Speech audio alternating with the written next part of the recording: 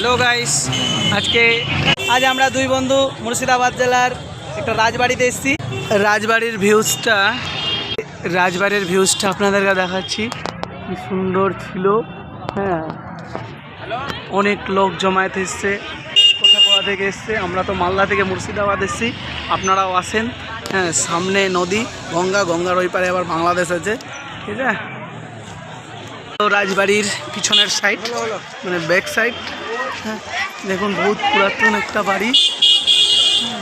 যেখানে আগেকার দিনে রাজা তার সৈন্যদেরকে নিয়ে এখানে থাকতো। আমরা অফিস থেকে এসেছি, আমরা এই ঘোষণা ঠিক আছে, মালদা থেকে আমরা ধুলিয়ান। এই যে দেখুন, সেই বিশাল পুরাতন রাজবাড়ি। বাসুদা নিয়ে এসছে আমাদেরকে ঘোরাতে।